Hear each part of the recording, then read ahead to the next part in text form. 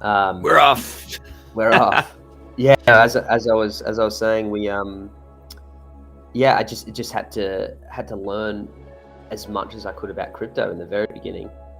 Yeah. And then you have to take all that knowledge and then transfer to the NFT space, and then it's so much to learn with NFTs. And I kind of just had this blessed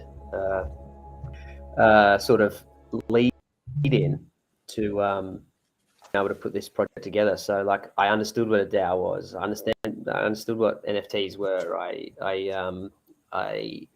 there's all that, and then the technical side. I'm lucky to have some awesome people around me. But yeah, like you said, I had to start learning a little bit about what's happening with Unreal and Photoshop and fucking everything.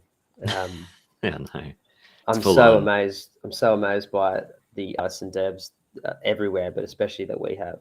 I mean, our artists are motion graphics artists. I know you know that type of talent because I've seen some of the mocap stuff you were doing. But these guys are devs themselves. They're not just artists. They're programmers. They're all like they're writing in C++ and scripting and fucking. They're doing all this crazy shit. It's like this blend of like a awesome computer coder nerd and a freakishly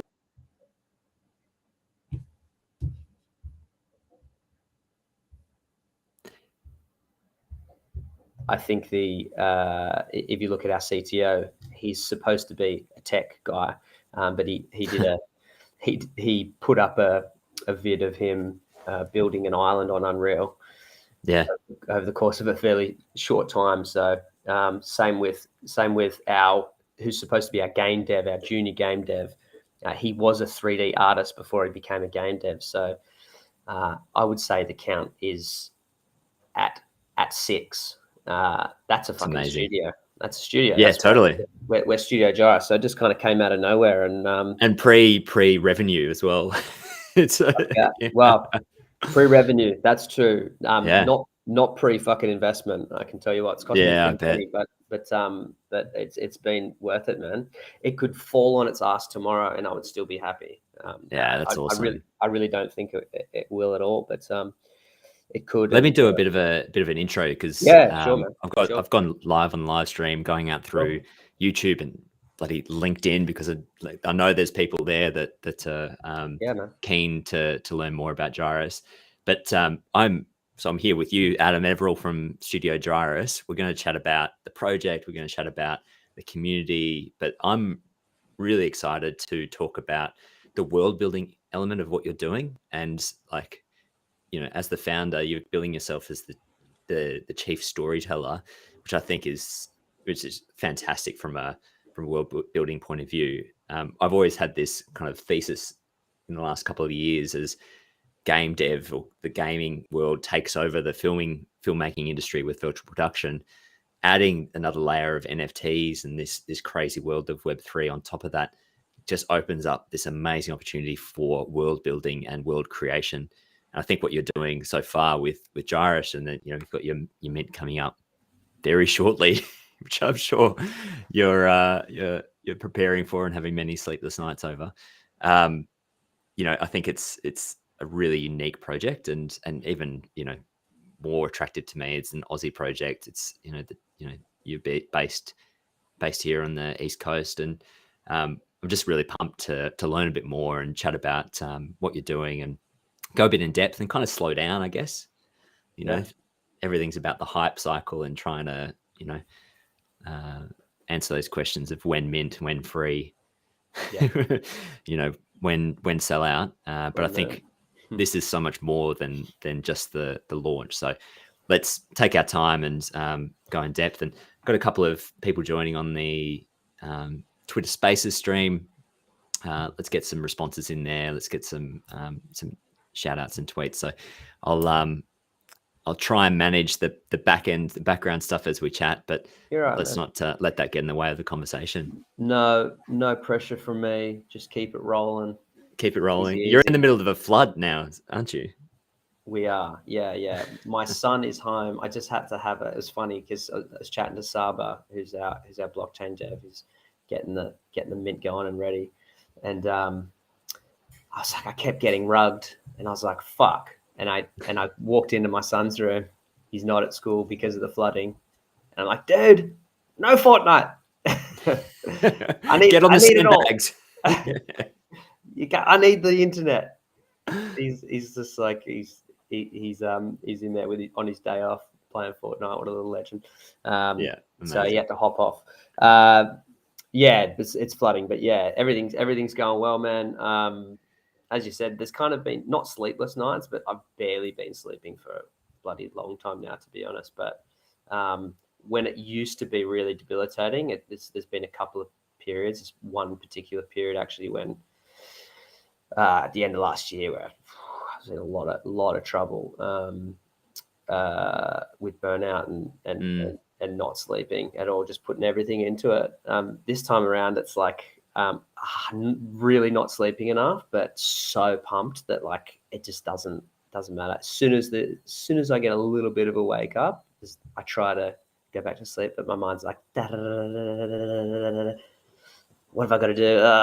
So it's and you've got the whole Beautiful Mind board on the back there. You know, I'm waiting for the strings and the drawings and the linkages to show up there. There is in a different way. You can't quite see, but there's little notes and stuff that says this interactive here, this goes to here, this is intercut with these scenes. So there's sort of at one stage there's this like constant kind of intercutting with other scenes. So that's so not as psycho as it should be. The script is even bigger now. It's fucking huge. Yeah. Well, let's jump into the project itself. So cool. When did it take me to the origins? When did it kick off? And like what's been the progress so far? Just before that, I have to apologize because throughout this, you notice I'm croaky and I'm sick. I'm going to be doing these ones, right in people's ears. So that's right. Do your best, man. Do your best.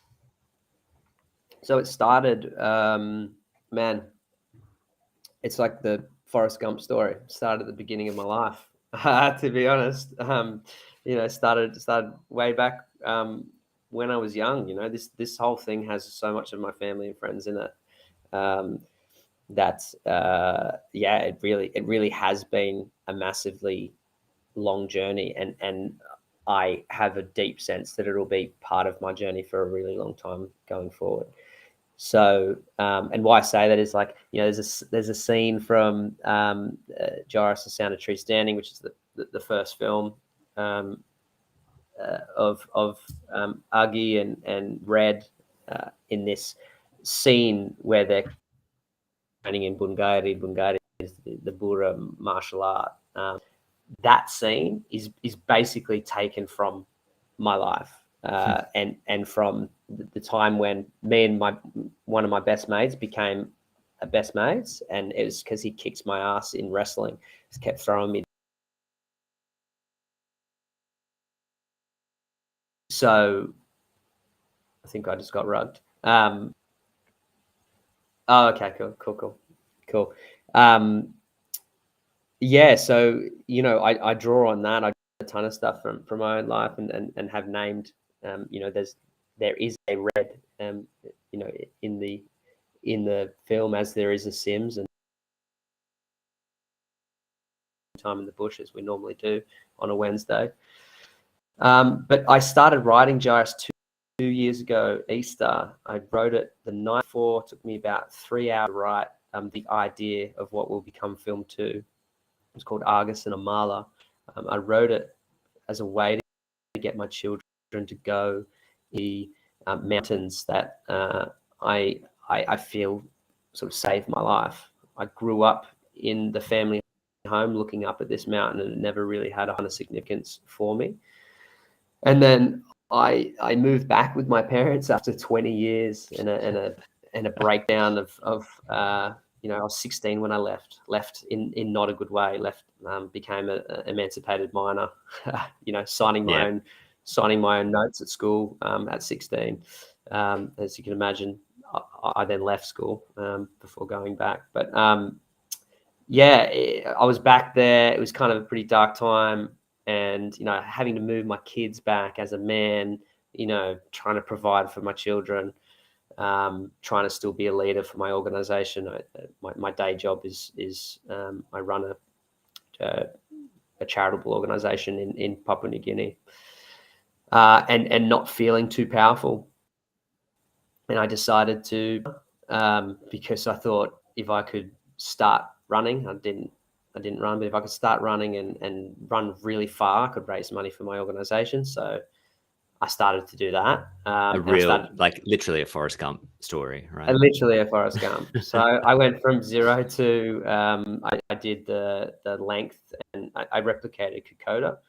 A little bit more actually, 104 kilometers, 6,500 meters elevation in 22 hours. I was supposed to do that in Kokoda, but COVID. So I did it. I was training for it in my mountains, and I fell in love with these mountains, and they saved me. There's all these parts of film 2, but also film 1 that I embellished, and I scaled these mountains. The different parts of it became Gyris. So there's an old mine. Originally there was dwarves. There's not dwarves in Gyris. There's the Mingieri. The Mingieri live underground, and they're not really like much at all, except for the fact that they live underground. But that's kind of that idea. And then there was all these like trenches. It felt like trenches. It was just the water carving mountain, and then they became the trenches of the Great War between the Dar War and the Mega indigenous, a made up land where the Mega reigned, and sort of these peoples kind of peoples existed within it. I'm writing this to my descendants. I have to move away now. It's the onset of war. It was like the time of World War One, and just sort of talking about, my father tells me these stories. He's a miner, and all the old miners, they tell these stories of these, these beasts. And yeah, I got them to find it. They went on an Easter hunt, and I scrolled it all up in typewriter font, and this is my children. Yeah. So they found the letter in an Easter egg hunt, because it was like next to. I put one of the Easter eggs in like an old box of my grandfather's with all these old stamps, and like made the scroll so it looked really old. And I was like, and it was so perfect. I wish I could have filmed it, because my son's up there. We're crawling through the attic. We're like Easter egg hunt at the attic, and he's crawling through. And I'm like, any more? I found this. And he grabs it, and it was sitting inside this big box with all the things, and he said, what's this? And kind of pulls it out, and he's like, stamps, probably thinking these could be worth a bit. Thinking these can be traded. Yeah, for sure. And I was like, what is this scroll? And he's like, I don't know. Opens it. He's like, and he's kind of reading it. I was like, whoa, okay, well, let's take that downstairs. And we're sitting around there kind of looking at their eggs. And I'm like, so what's this? And they're opening it. And like my heart sank, because in the beginning, they were like so over it. They're like, oh yeah, that's kind of cool. And then back to the eggs. And I was like, fuck, trying to be super dad. I had this big fucking grand idea. It's going to be amazing. Anyway, I was like, okay, we're going on a walk. we're going to follow this, and it was like a treasure map. So we took the story, and we went and started with my parents, which was really cool. And, put their little backpacks on and started, this is kind of how you find the mine. And, it's a, these are the bearings, it was like southeast, and, started down and started following the story. They did 17 Ks that day. They're only, my daughter was 7, the son was, I think, 10 at the time. And it was just a really beautiful day, you know. Kept finding the clues, like, oh, that must be the statue. That statue looks like it might be a mala, like all this different stuff. It was just it was a really cool experience, but it was kind of just left there. And then my daughter, sometime later, just started asking me. Oh, still there? Hang on, just called me and rugged me. Are we back? Sorry, man.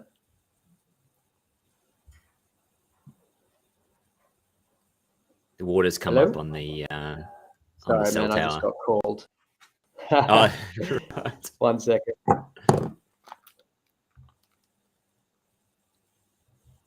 What I'll do is, those on the live stream, I'm just going to play a bit of the landing page video from your website, because I think it's super cool. Cool, man. Do that. Yeah.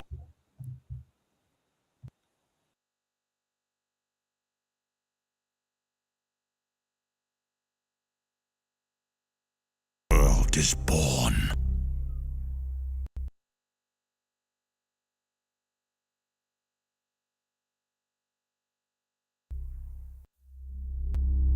There will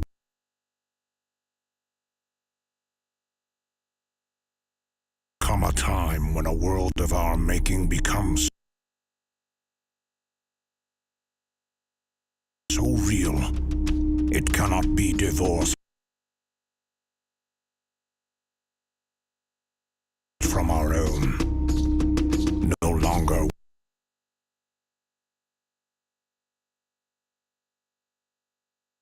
will you ask what is real, but what... I say this quite a lot. You know, Gyris is a love letter to all things decentralized as much as it is to that birth once poured from the crucible. I love the space. But so we wandered around and my daughter asking me questions, and I kept just making shit up at bed. It's like that classic shit. It's like just stories just coming, just built made on, up from And she was like, and then what happened? And then she would ask me questions, and I had to build it, because she would ask, like, yeah, but how come? You know, it was like, well. So I think about it, and I started writing a ton more. So it's probably been now, it's about probably 8 months, 7 or 8 months, probably 7 months of writing. Like being more focused with the writing Gyris, and anyone Gyris knows the kind of depth that it goes into world building is I mean, I started at as far back as you probably could, you know, at the beginning of you know, the creation of gods, and then from them, you know, there's some kind of cryptic detail in the prologue, you know, the preamblic history, we call it, you know, that basically all beings in Gyris were created from the blood of the unseen gods, you know, reigning from on high.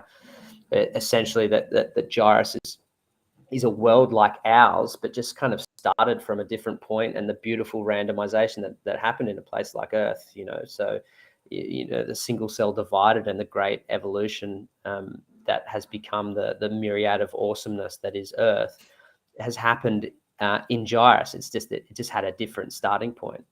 And so it is a world that feels familiar, but filled with fantasy and different from our own. And this time in history, we can augment that creativity with all this fucking awesome tech, and you can take people into the world that you create.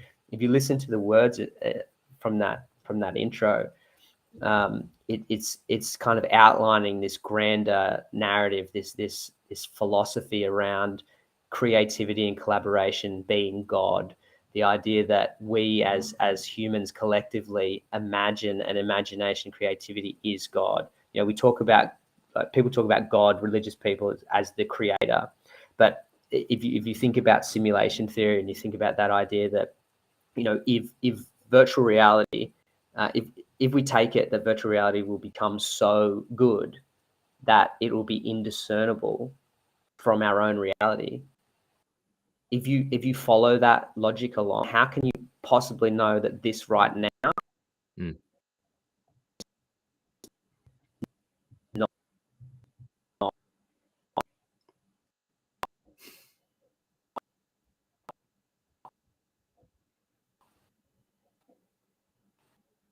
a created form of reality? And so, as if there's a man up in the we skies personify it because it helps us understand it, you know, because it puts us in a yeah. But you know, if we get to that place, then you're sitting, you know, and however many years, well, then you're gonna have to track backwards to say, well, what is this? And I think the beauty of that is that is what we're doing. You know, where as a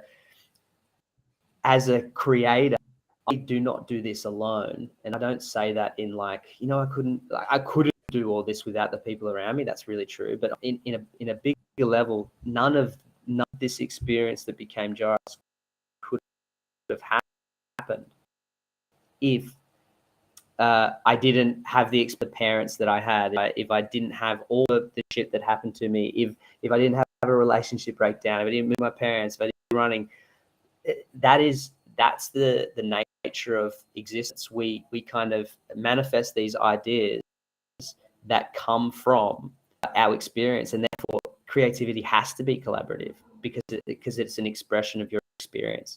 So that's kind of how I feel about creativity, and whole kind of grander narrative, I think sits so fucking beautifully with like decentralized space with Web3, because that's what we're doing. We're like, what is really, we're giving power back to people. We're saying, you know, it's your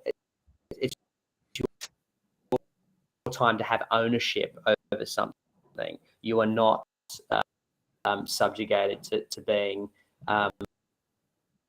you know, someone up. Now we know that even within FT space and crypto, there's levels of hierarchy. The kind of reconstruction of power, again in a different way, from people who can kind of get in and see something new and I mean, speaking about owners and taking a link to VCs, Mark Andreessen Horowitz said recently, looking at the education space and looking at that institute's been around for like that kind of formalized education for a couple of centuries, that he's got a bunch of mates in there building, trying to lead it into a new direction and trying to change the old system and change the incentives and improve this and that. And he looks at them with almost pity, because you can't change something that is that structured and that ingrained.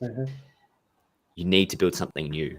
And Web3 gives us the tools to do that. It's taking what is, you know, a fundamental driver of our society, which is finance, essentially at its core, and freeing it up to give people like yourself, give people who are building all the great DeFi tools, you know, even the degens as well, you know, that kind of is creating this whole new structure of society that I think will come back. It's the pendulum will swing back the other way and infuse our more everyday world with, you know, some of these tools and also philosophies. But you just can't help but be excited about the potential of people going out and just building something new. And that applies, you know, to this creativity space and to the storytelling space and to cinema and to the movie industry and gaming industry. For sure. You know, yeah, sorry, mate, continue. No, go ahead. Yeah, it is. We are now at a time when film and TV need it more than ever. I told you, I think before we're on the stream, I fell in love with crypto. I fell in love with crypto because of its power to completely revolutionize a whole bunch of stuff. DeFi was that kind of first real love that I had, you know, coming from a space working with people in settings that they have fuck all, and thinking about how difficult it is to take money out of a bank account and how much you get charged in Papua New Guinea and you're some of the poorest people in the world. Like, what the fuck are we doing here? And like, and so like having a personal experience with that and understanding that is a way to, at least in part, reshape our global financial system. I found that to be fucking sexy as. I've talked about Satoshi being the greatest superhero the world has fucking ever had, really, because when has there been someone like this who's turned up, changed the world, has changed the world forever, didn't take credit? Like that's the shit of movies that doesn't happen in real life, you know? And so that for me was like the storyteller in me. I think the story of Satoshi kicked fucking decentralization off in a way that made it inevitable. He was the story, right? Like that's it. The only way we understand the world is through story. So only way. He was the prophet, you know, he was the fucking Jesus, man. He was like that kind of gave us our North Star and still remains that. You couldn't have scripted it better. So when I think about, you know, they're not separate for me. The story of crypto is fucking, I find it so good, and it's just, it gets a bad rap. Shit that gets,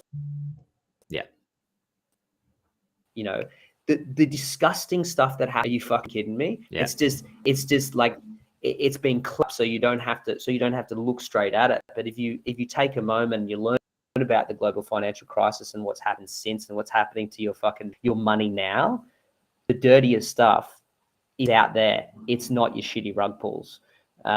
It's, you know, it's the fucking trillions. And in a way, like we're benefiting from that, you know, that dirt in a way, you know, like we get this glossy interaction. You know, our experience with that world is through the cipher of the institutions that, you know, present us with the tools to interact. But the way that it kind of gets to that point is mired with like, you know, really, really scummy. Yeah. But, you know, we don't think, particularly in Australia and particularly in, you know, societies like ours where, you know, we are so second, third, fourth degree removed from reality of it. We can enjoy this, you know, quite almost ignorant lifestyle. I guess crypto, through its transparency, you know, to a point, but through its transparency, we can actually see this stuff play out in real life. We can see human nature transparently, and you know, it is the reality. It's the of how we interact. So hopefully it might, and you know, I guess this is why I'm on board for. Through that, we learn a lot more about ourselves and can build something that is more egalitarian, more decentralized, more empowering for more people around the world. It's pretty simple. People will be able to hold on to more of their money, and that is at a selfish level. And you should be selfish, especially if you have a family. You got to feed them. So at that level, it's a beautiful. It's kind of a win-win. It's better for the world, and it's better for you as an individual. But on the kind of film side of things and creativity side of things, you know, we're now seeing.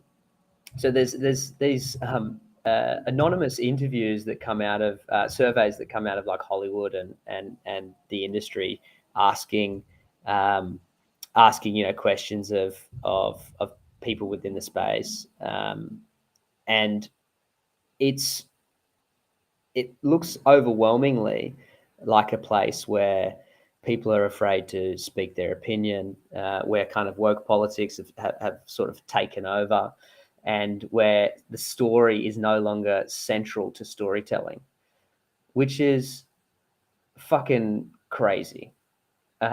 Because good story has always been the way to bring people together, to bridge the divide between, you know, rich and poor, between races. It's good film, it's good storytelling. It's been the story that you tell when you sit around the fucking campfire. It has always been that. Stories are everything. Stories have always been what makes us human. It is the, you know, the hero's journey, you know, has been with us since we started to communicate. That is how we navigate. That is how we feel like we're human. That is how we as individuals succeed and be happy. It is so we measure our value, our worth, our happiness. Yeah. And when you have this, when you corporatize and you take creativity out of the hands of the creatives that develop it, you take the essence of it, or the ingya, as the Buddha would say, the soul. You take it, and we see, like, I don't know if it's just me. I know it's not just me, but you know, there's something now that is very different about like film and TV. There's some. It is in one way the golden age, and in another way the opposite. Like there's so much shit. So it's like, well, how much can we churn out? One of the things I've said to people when they say like, oh, film, that, you know, that's a big thing to bite off.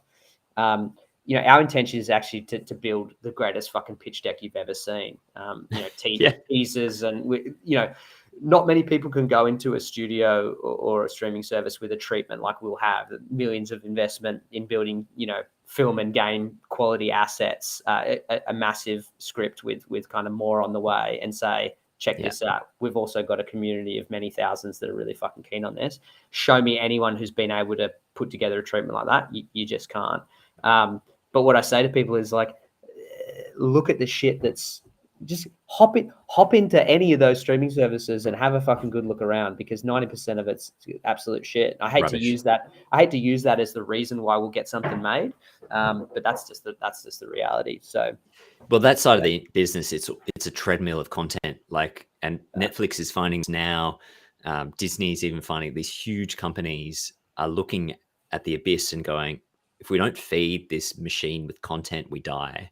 And that's the model that they've found themselves in, where what you're talking about is building a robust, resilient world that can have many offshoots. You know, it can be a linear narrative film. It can be an NFT project. It can be a game. It can be all of these different things. But what is at its core is this world and the community that you're building around the mythology of it. And those stories are like the anchors of our society. It is like the Marvel Cinematic Universe. It is the Shakespearean kind of anthology, the classical Greek theater. When those narratives, that mythology embeds itself in our imaginations, it lives forever. Whereas if you're pumping out content, it's just a pithy little story that, you know, is like a rom-com, or, you know, not anything wrong with entertainment, but it doesn't have that depth that I get from Gyro. And that's why I think, you know, it's such an interesting project for me. A lot of the language that you're using and some of the mythology seems to be really steeped in or embedded in that kind of First Nations culture as well. How much of that is part of the world building and your experience? Can you talk a bit more about that? Yeah, look, the language is a combination of the language is structured around Tokpisin, which is like Papua New Guinean. Tokpisin is actually is like Pidgin English, so it is. Ours sounds less English than Tokpisin. I've just taken when I've taken the language and how it structures its sentences to help me create something that feels different to English, and not just. There's something that happens when you. Sorry, my son's just clanging his cereal over there. That's probably what you can. He goes, "Oh yeah." Sorry. So the structure of the language is having that as the framework kind of helps it sound more authentic, I think. So certain things are said in different orders than English would be. So yeah, sometimes when you get conlands, like constructed languages, it's just you come up with a bunch of words and then speak as you would with English. Sorry, I'm getting something really weird in my ears. Are we cool? We're good? You're muted, so I'm going to assume yes. Yeah, so like Toya Umi, Adam is like, my name is Adam. That's kind of like Nemblomi, Adam. It's like this. It's a structuring thing, and then we use some indigenous Australian languages as a bit of an influence, and we use some there's a Central African Igbo. We use some Igbo as a reference, but a lot of it's made up.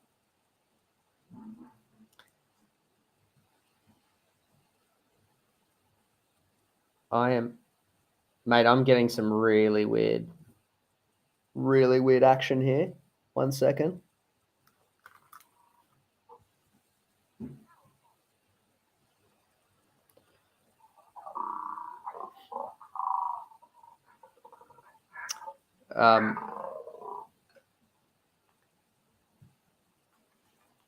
That was crazy. I don't know if you could hear that. It was like, it was going pretty mental. Can you hear me? You can hear me on the I think PC? You got rugged, man. Did you get rugged from Twitter? Yeah. Right. Dude, your voice was like, I don't know if you could hear that through the, I don't know what was going on, but we can keep it rolling here. 1 sec. Yeah. Take a break, man.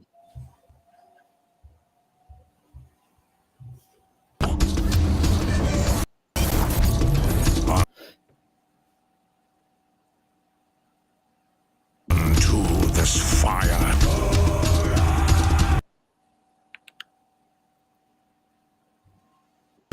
Our world is born. Boro! That means let's fucking go. Boro, pretty much. Doesn't actually, but it has the same. There will come a time when a world of our making becomes so real, it cannot be divorced from our own. No longer will you ask what is real, but what form at birth once poured from the crucible.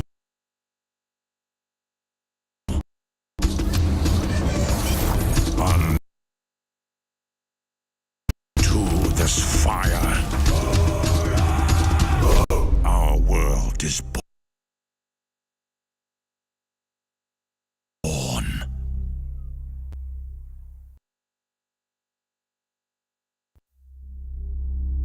There will come a time when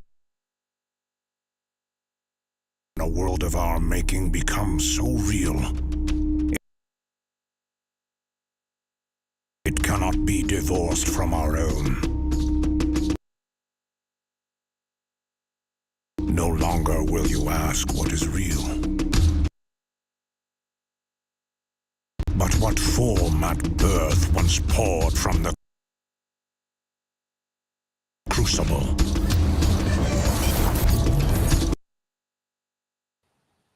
Unto this. Hey, man. I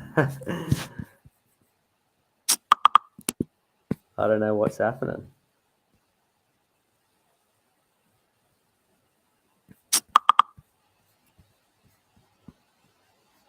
Okay. All right.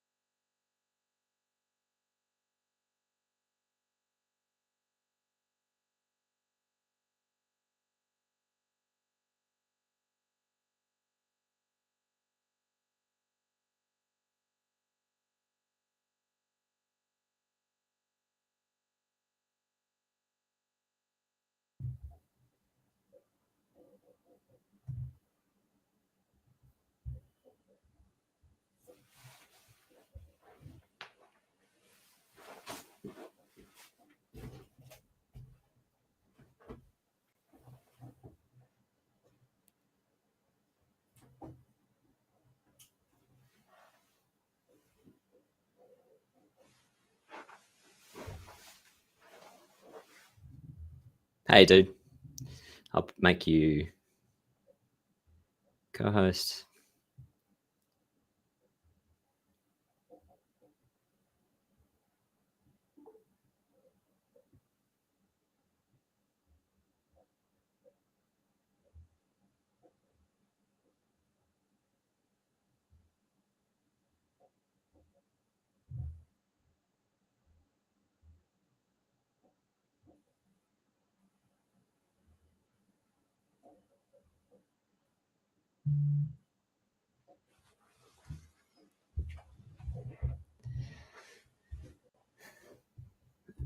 We're back on. I've got no idea. Twitter.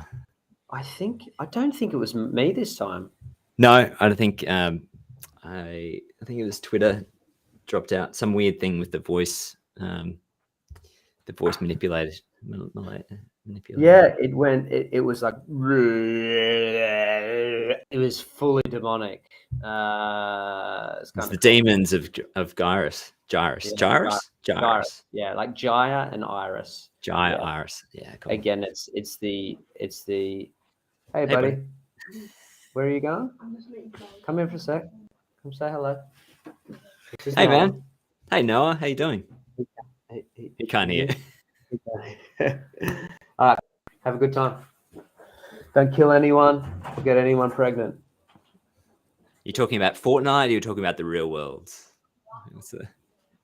You're not sure about the last one? See ya. Cheeky prick. He's a legend, man. Such a good kid. Just a lot like me, which is probably dangerous. Yes. Sorry, man. I don't know where we were actually, but no, we're talking about language and its origins. Yeah. So I was just taking the structure of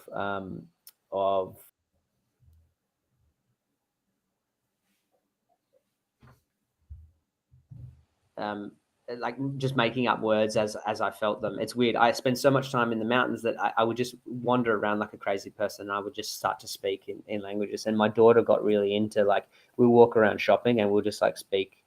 We'll just kind of babble. But like, you know, it'll sound like we're speaking a language to other people because of the way that we kind of intonate. And so there's a bit of that goes on. And I just kind of like, think on things and it kind of pops up. So yeah, there's some Motu in there, there's some Tokpusin, there's some I've been exposed to quite a few language. The Akukani, who are one of the races of the Bura genus. So there's genuses and then there's races. There's quite a bit of sort of taxonomical stuff going on. It's incredible. Yes, and then there's classes within each. The Akukani comes from, that's the name of my co-founder over in Papua New Guinea, the Equal Playing Field, Jackie's tribal name from Bougainville. Bougainville being the island that the community will be supporting. Did you say co-founder? Yeah, of Equal Playing Field. Right. Yep. My organization. So yeah. Yeah, so that's kind of like that's a tip of the hat to her. There's such a incredible narrative outside of Gyris about your history, the work that you're doing in Papua New Guinea, the way that you're looking at the whole crypto space and its effect on the creative industries and society. And I just hope that you can that people can start to appreciate the depth of this. Because it's unique in the space, in this fast-paced, like hype-driven, day-to-day, hour-to-hour crazy world that we're in this Web3 space. To have someone that's approaching it with your authenticity and depth is really really incredible. What's your ambitions for the community that you're building around it? Like, who do you hope to draw to the myth, to the mythology, to the project, and how do you see the contribution of the community helping this project sustain itself and grow over time and continue to build? Yeah, I told my community I was going to tell them just before I went to bed last night. I was like, remind me of the time. Remind me to tell you of the time that God spoke to me. Now that sounds fucking mental, right? So every time I start with that, people are like, "What the fuck are you talking about?" So I'm not a religious guy. I'm still not a religious guy. My co-founder over in Papua New Guinea of Equal Playing Field, deeply religious. Always sends me home with Bibles. Now it was really weird. I was over in PNG one day, completely sober. It wasn't a hangover, anything like that. I was asleep and I was woken up by a fucking booming voice. And it was saying, Adam, wake up. You need to start the church. You got to wake up. You got to start the church. And I fucking woke up to I've never had anything like it. I woke up because I was being yelled at, and I was like, I fucking got up. I was like, that's weird. And I messaged my best man. I was like, dude, weird story. Yeah. God just spoke to me. Obviously, this is your Kanye moment, you realize. It was the depth of my, the depth of me screaming out, I think, it was my conscience saying, there is a thing that you're supposed to be doing. You fucking need to do it. Now, this is many years into EPF, as a foreigner, I was able to start an organization, that's grown to be one of the largest in that country, in one of the most difficult places you could possibly do something. And yet God, what I think anyone who is religious would say, God spoke to me. Like when you hear those stories, that's why I say God spoke to me, because if I wasn't religious, I would be like, I'm telling you guys, God just spoke to me, and this is what he said. So I always kind of freak people out when I position it that way, but it was intense. And then I spent a little while trying to work that out, and a big part of it was, I'd been having these conversations with different people, and people that that I was listening to. Jordan Peterson's a really good example, talking about this idea that we've lost this sense of community that we once had.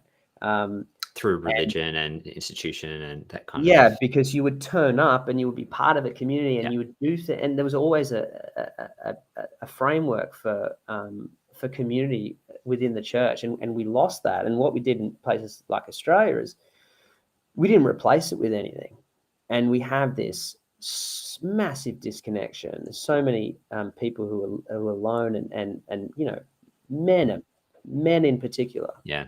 They are fucking lost. And I would experience these communities over in PNG, and whereas I started like I'm an atheist or I'm an agnostic or whatever, I would just engage in whatever they were doing, because I started to realize that actually all of this kind of we all believe in our own form of God, whether it's simulation theory, and there's a gamer that's made us, or whether it's fucking Buddha or whatever it is. If you really deconstruct it all, it's all the same.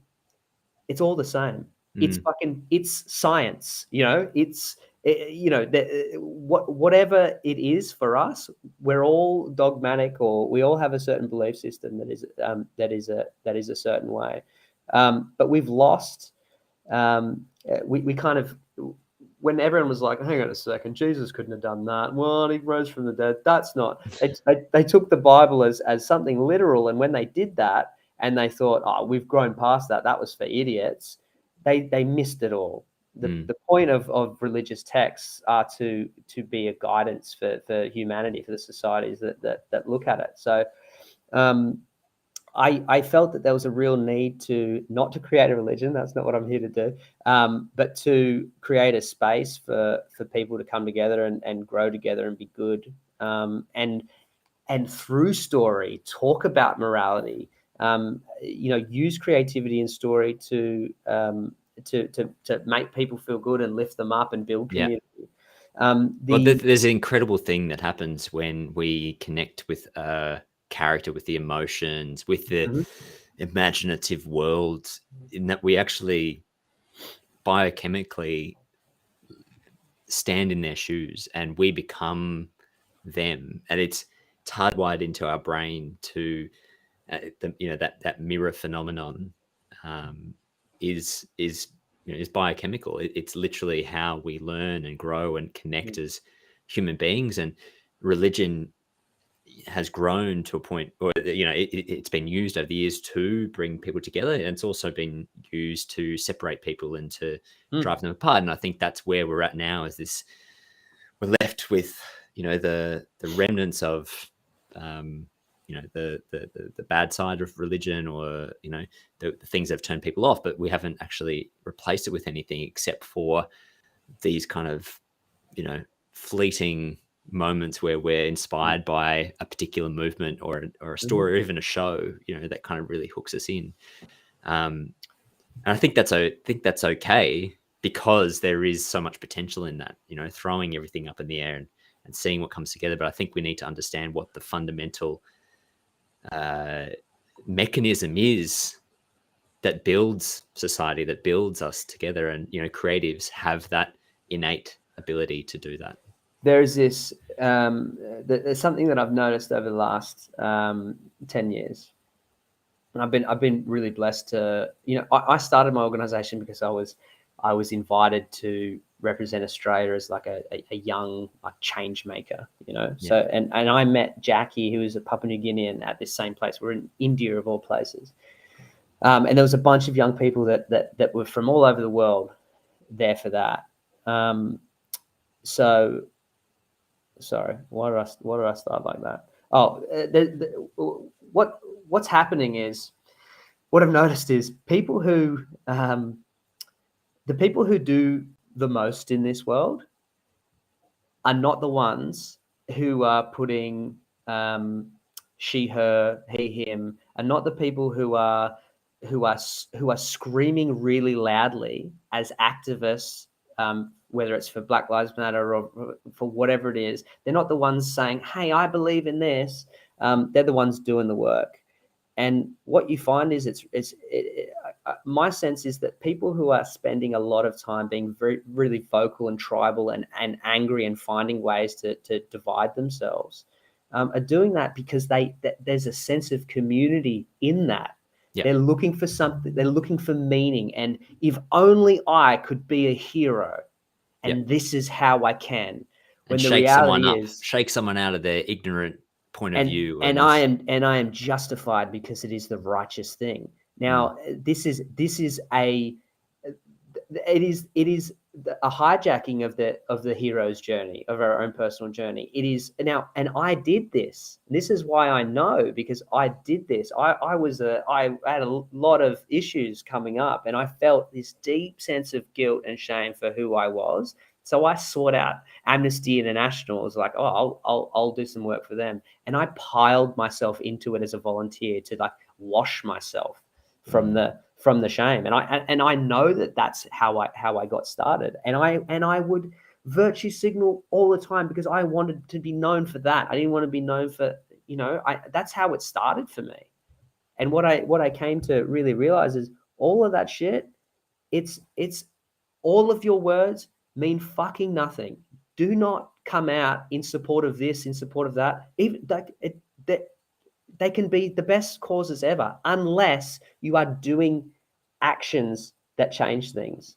And your words don't mean shit. They just don't. So, I've been called fucking racist. I left the university job, so I had a small hiatus from EPF to work at a university and talk about a fucking bureaucracy like we're talking about that can't change, or something that can't change. Yeah. And I was called racist for using the term build is the new black. Build was the name of a program, and someone said, "Oh, well, that's racist." Do you even know what the term is? The new black? It's about fashion. It's not about. Oh, you can't use the word black. Are you fucking kidding me? I started being accused of being racist. I said, "Sorry, you do know that I've got an organization of all black people. how many slums have you lived in? Where you're the outlier, you're the minority. How many slums have you lived in? How many times have you gone into a dangerous part of the world where there's only black people? And I'm a racist. But this is the type of shit that I would get. Like there'd be plenty of people that could watch this and say the fact that I mentioned Black Lives Matter in the way that I did is like, well, clearly he's just another white man talking about. No. My point is, shut the fuck up. Your voice isn't doing anything unless it's accompanied by action. And I think this, when I empathize, when I sort of tone down the aggression a little bit, I know it's just because people are searching. Now you can see these same people searching in Discord. You've seen the same people searching in Discord in NFT groups. And why I started to fall in love with NFT groups is because when I hopped into NFTs, like figuring out what this was all about, I thought it was just another investment, right? And I jumped into these places where it seemed like there was genuine relationships being formed online. Never thought that was really possible. And I thought, okay, hang on a second, where I don't want to be involved. In fact, the organisation, our EPF Australia, we've got two, is working diligently to reduce the harm of social media, to look at technology and its harms on young people and see how we can mitigate that. I'm actively working in a space that is looking at technology and the dangers of it. So moving into the space of online communities and talking about building a metaverse is a place that I take that really fucking seriously. But I started to challenge my assumptions around the possibility that online spaces could be places where you could genuinely help people and have a community where you could support each other and form real life relationships. Now we already have. I formed those in my early groups, and that made me believe that actually you can do this. And one of them became a mod for Gyris. Other people, I know them by name. We know real by name. And I know them by face, and I hired people in the same way. And it's the same within our community. There's people that having hard days. You can communicate about it. We are not going to reverse time when it comes to technology. The metaverse is not going back in the bottle. The living life online and digitally is not going back in the bottle. All these things are happening. So how can you take the good of Web3 of all this great shit? How can you take the good and form an idea in a world that celebrates that and is a beacon to others? Like, this is what it should be like. So everything we do, from a project side and a story side, I'm always thinking about that. How can we always stay in integrity? Everything we do, so that so that we can kind of be that. We can hopefully be an inspiration for what's possible. We aren't the biggest in terms of our numbers, but our community is really fucking awesome. And I have such strong faith that organic growth will continue.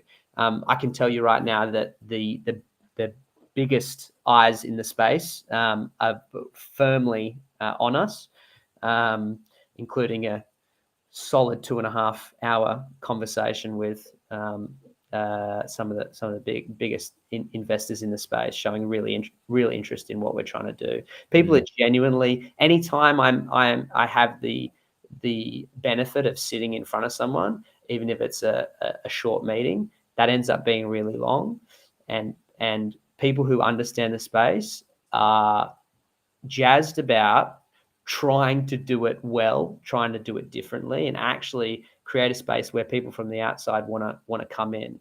And that requires, that's why one of the first things I did was set up a company. It was in September last year. So we're going to do this fucking legit. You will know who I am, who we are, and then we're not taking a cut as individuals. The project money will go to the company, and then it will be used to deliver upon what you invested in, just like a real business. Funnily enough, a real business. Yeah. It's not that hard, guys. You should never expect to be rugged, which is what you hear from some of the bigger names in the space. Never expect that, and do not accept it, and be outraged when you are, and try and learn and do all the things that any diligent investor would do before they put their hard-earned money into any sort of investment or project or outside of crypto. But we're a bunch of degens and a lot of young people that normally wouldn't be investing, so therefore they haven't learned these lessons. So this is what I mean about, there just needs to be groups that are doing it right, and there is, and we want to be one of them. And just try to be an example to our community as to what they should expect from others as well. And yeah, man, yeah, I don't even remember what the question was. I like to talk, but well, we've gone off. We've covered, our digital selves, our work, our life in social media, what it's like to connect and make human connections in that world. Talked about your integrity as a company and a founder and a business owner and growing that.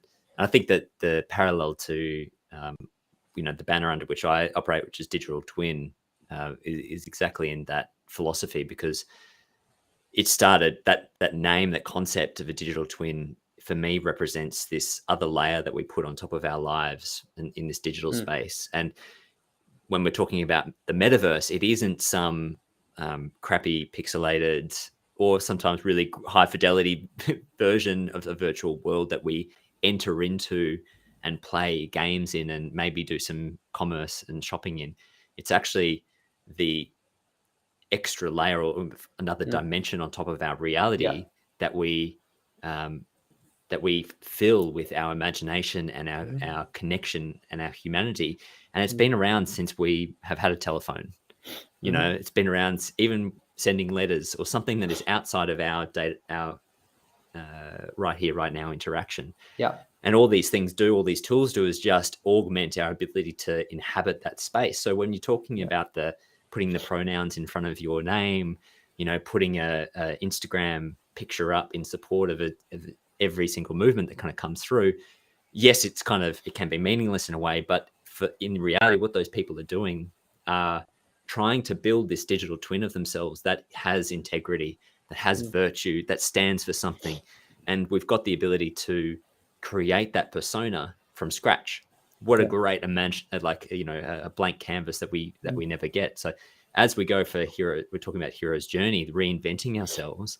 We've skipped all the hard work and we've landed in the invention phase that doesn't have the depth of experience behind it. So we're creating this digital twin of ourselves that is kind of birthing a new persona, but it doesn't have the depth. So my mission through the conversations and the work that I want to do is to build that digital twin with integrity and knowledge and connect it more closely to our real selves. Because I've been in the situation that I'm sure you've been in, where you're up until 4 or 5, you don't sleep, you're in this other space, and then you've got to have your real world as well. And you've got to have those relationships that give you the strength and bring you happiness and actually fill your cup in a way. But we've got this other world that is exciting and also just as has almost more potential for prosperity. My mission, I guess, for myself personally and the other, the conversations, is to bring those two worlds closer together. And what I love about what you're talking about with Gyris is that, you've started from the real and you're mindfully bringing in the tools and those connections into this entity that has real solid roots in the real world and real communities and, I guess, real movement. We've had an awesome chat so far. We've been going for pretty much an hour. What we haven't really covered is just a really simple overview of what the project is. Yeah. So maybe it's a roundabout way, a good way to wrap things up, is talk about Gyris, what it is, like what's coming up. Yeah. What gets you excited about it? Well, there's there is a good segue there, so I'll still jump around. But there's, for us, that's our metaverse play. It's a game, but it's a metaverse because you can own land in it. The whole thing is again, we're trying to do everything different. So it's a real novel experience where it's more like that kind of Second Life experience. It is a place where you can where you can own land, but it's a place where actually you can build a real community. So our game mechanics and social mechanics are all about, you have to engage people like other wallets, other real people. And to do that, if you want to form a community of varying size, you have to go and find them in the Discord, build relationships and say, hey, do you guys want to be part of my thing? Now, you can still play without anyone, but your experience will be richer having been with others, and you'll be incentivized just like you are in the real world for having real relationships.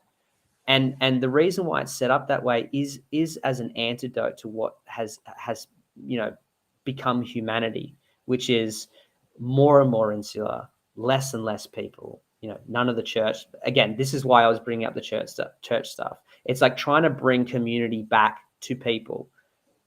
Not a church itself. It's trying to bring community back to people. It's trying to I'm going to go and be there at this event, or I'm going to be in the Discord. We're chatting about this. We're all getting together today because we're forming our clans. We're forming our tribes. There's routine. There's ritual. There's people. Exactly. And the way that we've set up our drop, again, our drops are very different to anything else. We are unveiling concept art, character art as we go. We're filling the world that is part of the film's lore with our drops. So in this way, the community is funding the ideas, because as they buy the new mints, they're allowing us to do the next things. Now, we funded all the front part of the roadmap, but so what this means is it's not an increase in supply. It's not like now we're going to have babies. What the fuck is going on? Honestly, what is going on, guys? You're all just agreeing to go around the merry-go-round and try and sell, at the top or whatever it is. But it's like, okay, you got the Bura, now you got the Mar, and then you got the Mingier and the Dawa. These are all extremely different character sets that fit within the script.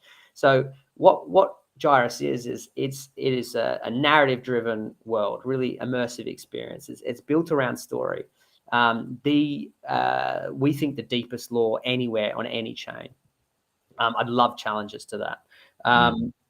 And it is initially we're doing our first drop in really a day's time, to day and a half's time, pre-sale, and then 2 days public, where we've got drop one, which is 2,735, and then that's the same with the other Genesis characters. That'll be rolled out over the next sort of 3.5 months, as well as there's snapshots and then airdrops of our companions. So we've got all of these animalia, we call them. They're based on megafauna, mostly Australian megafauna.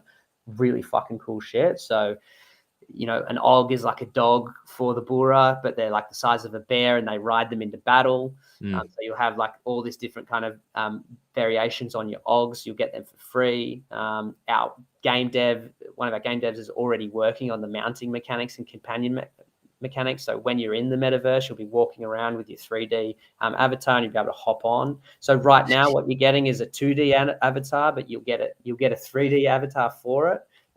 Dropped to you for free. Same with the companion, and then the other NFT. So there's 4 there, 2D, 3D for your companion as well. And then you get the NFT of your land. So so that's all the kind of the gaming stuff. But in the meantime, where we think we've been really clever is, I built this story, and that's where the kind of the hard world building of the metaverse has come. You exist inside Gyris, not necessarily at the time of the story. You're not going to walk around and see Argus or Dejalu. You're going to see people who look like them. You're just living in that world. On the other side, we're because of the support of the community and the fact that we keep minting these awesome things in connection to the gaming and the metaverse, we're able to create, like I said earlier, this massive pitch deck, the most impressive, ability to create teasers with the team that we have, these amazing motion graphic artists, with all the stuff we have to build anyway.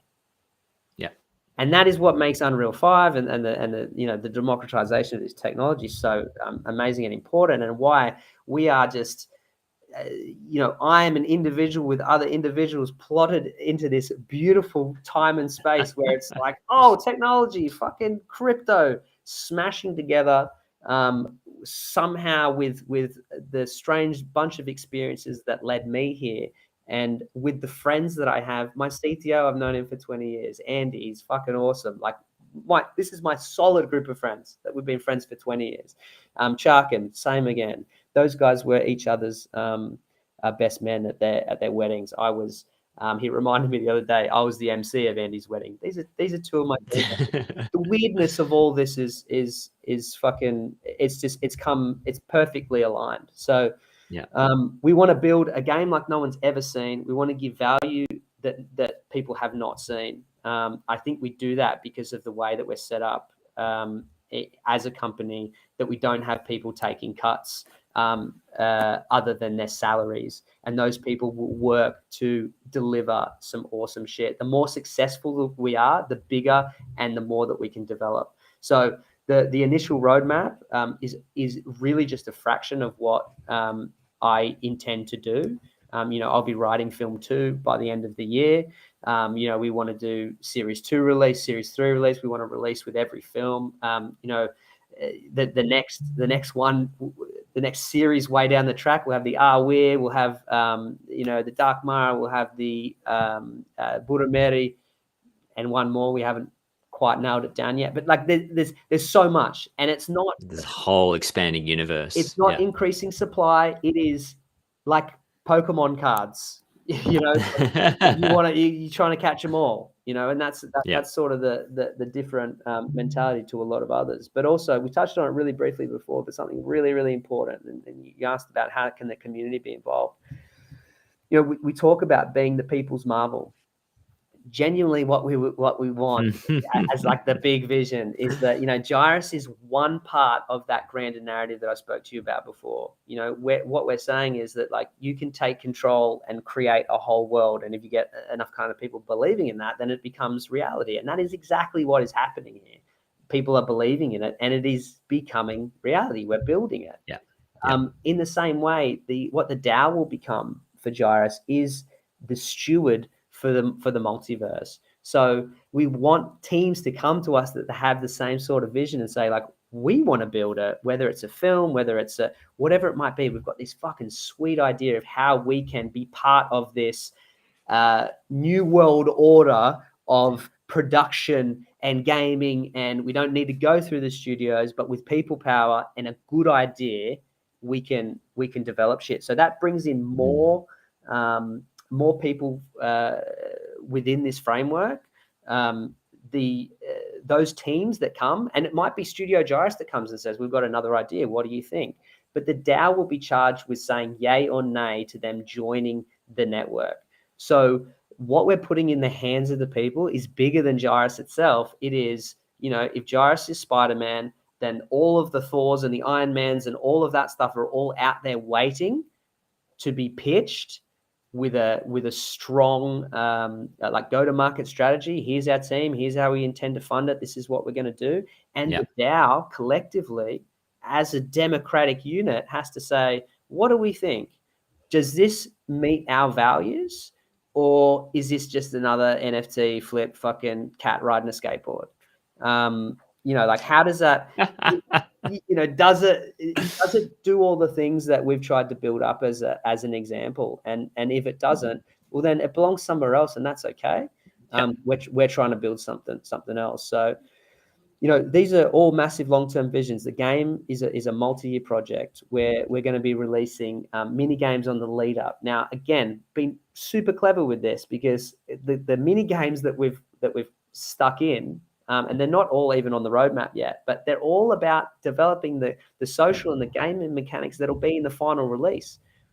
So when you've got usually a game is like they'll release after however many years of production they've been funded. They don't have investors like us to be beholden to. And instead of just churning out bullshit, well, how about we churn out not just mini games for any reason? How about we push out mini games that are going to become part of the final release? That's when we'll start our play to earn incentivization, like in-game rewards. Gyris token hopefully will be sorted in 3 months. I don't have a hard date for that because We've got an amazing tokenomics advisor, works with Bitfrost, has worked with CEX, he's worked all over the place, really senior, intelligent dude. He's taken his time to make sure that we have tokenomics that don't leave our community. Don't gut the project before it starts, yeah. And you see this all the time. There's too much VC that goes into the tokens because they know they can help it run up, and then they get rid of however much at the top. So that has to be really cleverly done, and I'm not an expert in that. There's tokenization, and then there's our marketplace. Our marketplace is again designed to bring community in. So we've got this whole world, we've got all this story. Now there's so many assets to create. So there's all these community art projects we intend to do, where 3D artists or any artist can come up with concept designs or fully developed stuff and pitch it on our marketplace and to us to say, hey, this is a Gyris derivative. If we like it, we can engage them in a commercial agreement and they can get paid for that. If we don't want it as that, people can still buy it off them. They can buy it off them with Gyris token or Solana through our marketplace. Our marketplace being a place that is optimized for our NFTs, and the marketplace fee half the price of Magic Eden and goes straight back to the DAO and straight back to Studio Gyris. Everything we do and put the money back into the community consistently, back into it to build everyone. And I always say this to everyone with the whole do your own research thing. I say at the base level, it's fine to think about things as investments, but at the very base level, when you're buying something, think about the cost of it, and then look at the roadmap. Genuinely think about whether that's achievable, and then outside of that, think about what you know you're going to get. Is it worth the price of admission? Is a bonus. So if you spend, for us, we tried to get it just around $200, 225. We'll end up pulling probably just over 200 for each mint. If you at a base level don't think you'll get that much value from what we're going to create, don't jump in. That's your test. That is your test. Don't jump in. Then once you're happy with that, you'll never worry about price. You'll never worry about it. Our intention and my thoughts are that price is going to do really well. But when you come at things at a base level and you're buying things you believe in, you're not as gutted by this. You can just enjoy the real positive elements of the community, and that's what I've learned over my years of making good money from NFTs. It was picking teams, like make sure I pick a good team, and just be really wise with it. Like back a team and back an idea. Don't follow all the bullshit. We're going to moon. It's going to go to this. Oh my God, there's 50,000 in the Discord. I can tell you right now that you can buy that very easily. You can also buy any publication to put your shit in it. I know this because I could have paid 2 ETH to get in Forbes. and I could have paid all amount of different types of money to get into everything. I hodl, like all of these. What people don't understand is that the media, not just crypto media, it's just a price gated thing. Yeah, it is money. So everything you hear is bullshit. Everything you experience is real. So get in, experience something, do your own research, which doesn't include listening to other people. Jump in and experience. This is everything in life. You have to experience. And like you said, you can't skip over shit. You can't. Again, sorry, I want to make it really clear. There's nothing wrong with putting certain things on your profile and going after campaigns and everything like that. If you are a person who acts, if you're in the arena, if you're that man in the arena, that's it. And if you're not, and what I'm saying is, you find that those people, they're not saying that stuff. They're not. They're just all of the people that I know that have done. I know some impressive people through my work overseas.